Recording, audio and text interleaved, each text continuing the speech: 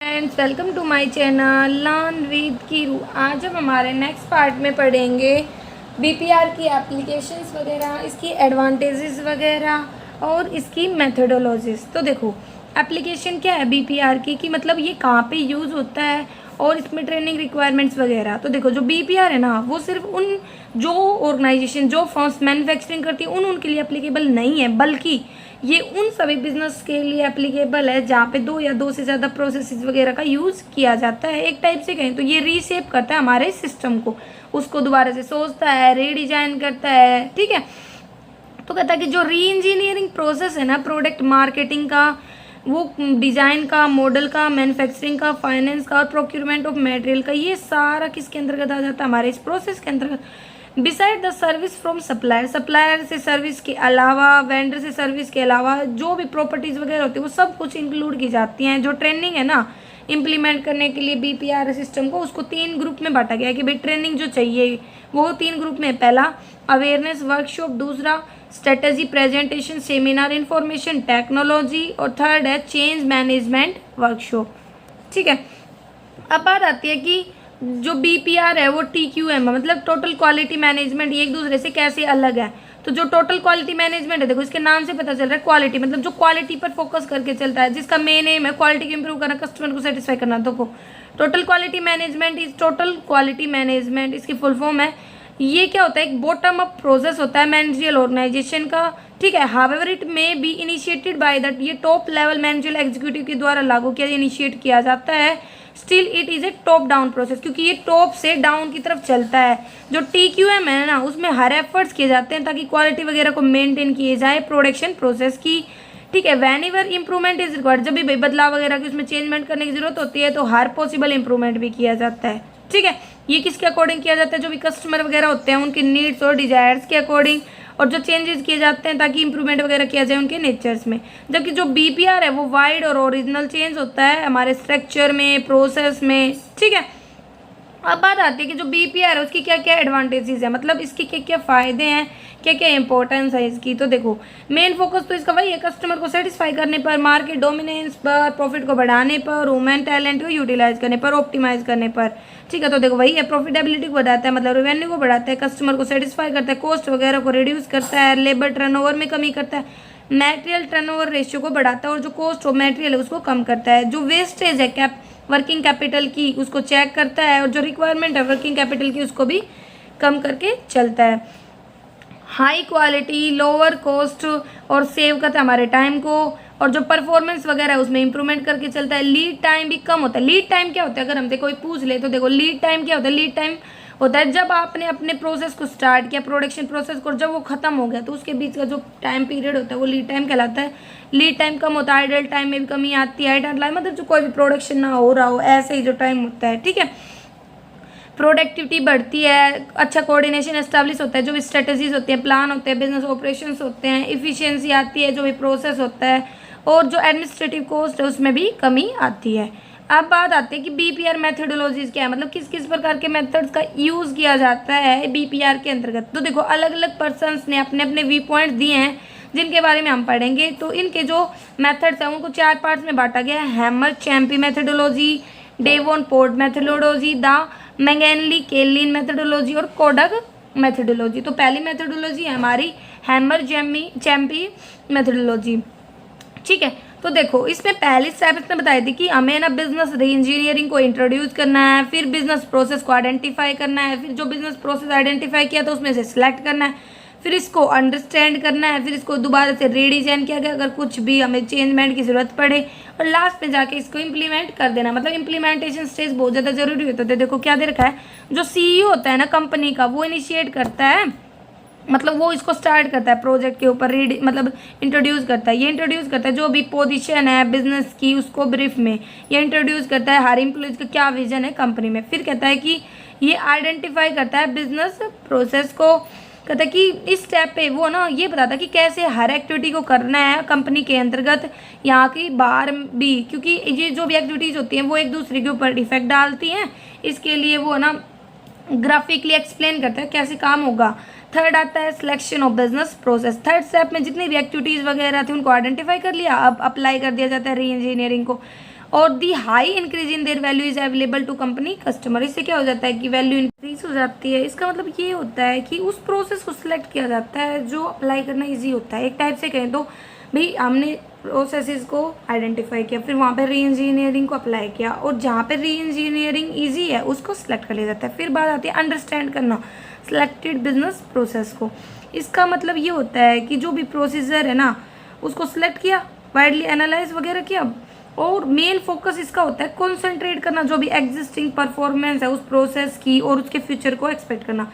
फिर 5th step में आता है कि जो भी हमने प्रोसेस सेलेक्ट किया था उसको रीडिज़ाइन किया जाता है।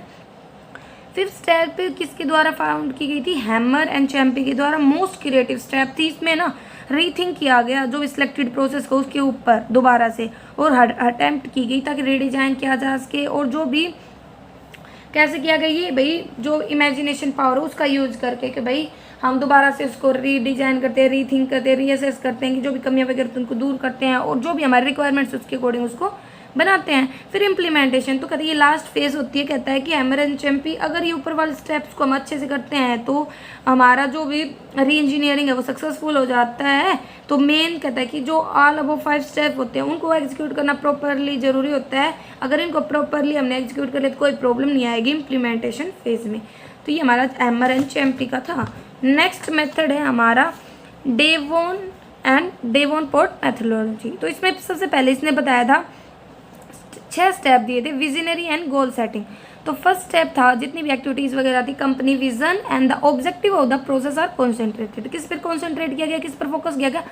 कंपनी के विजन के ऊपर और कंपनी के ऑब्जेक्टिव्स के ऊपर। ठीक है, जो कॉस्ट रिडक्शन है माना वो इंपॉर्टेंट है, लेकिन कॉस्ट रिडक्शन के साथ साथ और भी ऑब्जेक्टिव होते हैं लाइक एज एम्प्लॉय को सेटिस्फाई करना, रिक्वायर्ड टाइम को रिड्यूस करना, इंप्रूवमेंट करना परफॉर्मेंस वगैरह में। तो इन पर भी फोकस किया गया। फिर आता है आइडेंटिफिकेशन ऑफ बिजनेस प्रोसेस। इस स्टेप में कहता है कि जितने भी बिजनेस प्रोसेस वगैरह थे उनको आइडेंटिफाई किया गया और फिर उनको री इंजीनियर किया गया। फिर अंडरस्टैंड किए गए और मेजर्स प्रोसेस। इस स्टेप में प्रॉपर फंक्शनिंग और एग्जीक्यूशन है ना सिलेक्टेड बिजनेस प्रोसेस का वो समझा जाता है कि भाई क्या जो हमने बिजनेस प्रोसेस सेलेक्ट किया है वो प्रॉपरली फंक्शन कर रहा है, क्या उसका एक अच्छे से एग्जीक्यूट वगैरह किया गया है। ठीक है, फिर आता है इंफॉर्मेशन टेक्नोलॉजी। स्टेप पर है ना मेन फोकस होता है जो इंफॉर्मेशन टेक्नोलॉजी होते हैं उसके यूज़ पर, क्योंकि एक इंपॉर्टेंट टूल होता है बिजनेस प्रोसेस को रीडिज़ाइन करने में, जो प्रोसेस होता है उसको रीडिज़ाइन करने में। फिर आता है प्रोसेस। प्रोटोटाइप होता है एक टाइप से कोई मतलब बना लेते हैं हम ऐसे एग्जाम्पल के एक कॉपी के फॉर्म में। तो ये प्रोटोटाइप या ओरिजिनल कॉपी होता है उसको डेवलप किया जाता है in connection with the procedure की कनेक्शन में उससे रिलेटेड वगैरह जो भी न्यू बिजनेस प्रोसेस है। और फिर सभी एम्प्लॉयज है उसको इसको स्टडी करते हैं जो भी प्रोटोटाइप वगैरह बनाया जाता है और वो एक डेवलप करते हैं viewer view point and they are applied over the original copy के ऊपर अप्लाई करके देते हैं और अगर कोई ज़रूरत हो तो इम्प्रूवमेंट वगैरह करते हैं। फिर अब बात आती है इम्प्लीमेंटेशन। जब प्रोटोटाइप होता है ना जो प्रोसेस का उसको अगर अच्छे से हमने टेस्ट वगैरह कर लिया तो अब बात आती है इम्प्रूवमेंट वगैरह की। वो पहले से अच्छा हो जाता है क्योंकि हमने उसको अच्छे से समझाया है, ज़रूरत की चीज़ें हमने उस पर इम्प्रूवमेंट किया है, उसमें एडजस्टमेंट वगैरह की है, फिर उसको कंपनी के ऊपर वाइड स्केल पर अप्लाई कर दिया जाता है।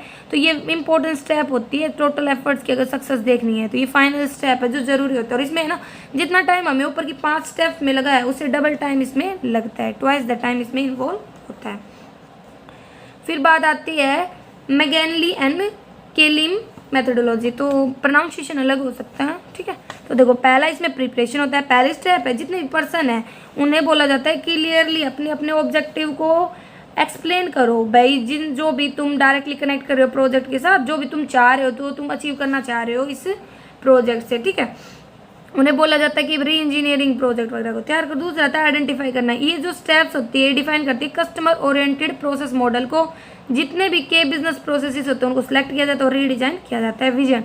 इस स्टेप में ये डिफाइन किया जाता है कि जो भी एग्जिस्टिंग प्रोसेस है वो अच्छे से काम कर रहा है। जो फ्यूचर है मतलब भाई जो भी हमारा फ्यूचर उससे ये समझा जाता है कि अच्छा रिटर्न वगैरह होगा, अच्छा लेवल, क्योंकि विजन हमारा होता है फ्यूचर से रिलेटेड। भाई फ्यूचर में हम क्या चाह रहे हैं, एक बिजनेस की सिचुएशन में एग्जिस्ट करना चाह रहा है, रीडिजाइन करना। इस स्टेप पे 2 स्टेप इन्वॉल्व होते हैं। एक तो टेक्नोलॉजी को डिजाइन किया जाता है, एक सोशल डिजाइन।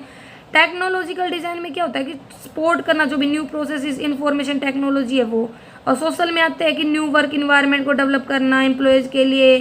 ठीक है, मतलब भाई अच्छी वर्किंग कंडीशंस देना, जो भी रिक्वायरमेंट में मॉडिफिकेशन होते हैं उसके अकॉर्डिंग उनके भी इन्वायरमेंट में वर्क में इंप्रूवमेंट वगैरह करना। ठीक है, इसमें ऑर्गेनाइजेशन और पर्सनल दोनों प्रोजेक्ट होते हैं। ट्रांसफॉर्मेशन का मतलब होता है अप्लाई करना, रीडिजाइन करना, जो भी प्रोसेसेस होते हैं उसको work environment and the organisation के ऊपर। नेक्स्ट हमारी मेथोडोलॉजी आती है वो होती है कोडक मेथोडोलॉजी। तो इसमें क्या बता रखा है, इसने 5 स्टेप्स दिए थे। पहला होता है प्रोजेक्ट इमिटेशन का मतलब होता है कॉपी, ठीक है। इस स्टेप पे कहता है कि इम्प्रूवमेंट एस्पेक्ट्स ऑफ प्रोजेक्ट है ना उनको कंसीडर किया जाता है। इसमें जो प्लानिंग है प्रोजेक्ट की, डेफिनेशन है of the rules and processes, उन सभी को एडमिनिस्टर किया जाता है और प्रोजेक्ट में इंक्लूड किया जाता है।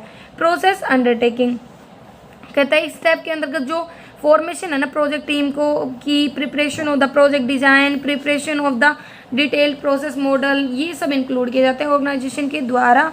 बिसाइड्स प्रोसेस आर डिजाइन, भाई प्रोसेस को डिज़ाइन करने के अलावा जो भी मैनेजर्स हैं जो रिस्पॉन्सिबल होते हैं उनको भी, उनके प्रोसेस वगैरह को भी रीडिज़ाइन किया जाता है। फिर आता है न्यू प्रोसेस डिज़ाइन, इससे थर्ड स्टेप होती है, इसमें जो सिलेक्टेड बिजनेस प्रोसेस है ना उसको रीडिज़ाइन किया जाता है, ठीक है। इसमें क्या क्या लेके चलता है, पॉसिबिलिटी ऑफ इंफॉर्मेशन, टेक्नोलॉजी वगैरह को दिमाग में रखता है, सोचता है उसके बारे में। और जो this step ends with the implementation, और ये स्टेप कहाँ पे खत्म हो जाती है, जहाँ पे इम्प्लीमेंटेशन कर दिया जाता है। जो रीडिजाइनिंग प्रोसेस होता है एज ए टेस्ट मेजर, मतलब भाई उसके टेस्ट वगैरह करके मेजर्स वगैरह लेके। बिजनेस ट्रांजिशन मतलब बदलाव करना, 4 स्टेप आती है, ये रिलेटेड है एप्लीकेशन ऑफ न्यू डिज़ाइन को यूज़ करना, टेक्निक्स और द ऑर्गेनाइजेशन। इसके अंदर जो जो इंफ्रास्ट्रक्चर होता है ना ऑर्गेनाइजेशन का उसको यूज़ किया जाता है फॉर न्यू प्रोसेसिंग। फिर आता है change management, final step run as an parallel with the first step and four. देखो 4 स्टेप है, इनके पैरेलल रन होती है हमारी फाइनल स्टेप। मतलब अगर इन चारों स्टेप को अच्छे से मूव करवाना है तो हम फाइनल स्टेप बहुत ज़रूरी है, मैनेजमेंट वगैरह में बदलाव करना, अवॉइड करना है अगर हमें प्रॉब्लम वगैरह को, तो इसको हमें अच्छे से इम्प्लीमेंट करना ही होगा। तो ये हमारे इसकी 4 मेथोडोलॉजी थी जो यहाँ पे खत्म होती है। अगर आपको यहाँ तक कोई भी कन्फ्यूजन हो तो आप कमेंट करके पूछ सकते हैं। मेरी वीडियो कैसी लगी कमेंट करके जरूर बताएं। इसे लाइक करें, सब्सक्राइब करें, अपने फ्रेंड्स में शेयर करें और बेल आइकन को जरूर दबाएं ताकि आगे आने वाली वीडियोज़ की नोटिफिकेशन आपको टाइम पर मिल जाए। Thank you.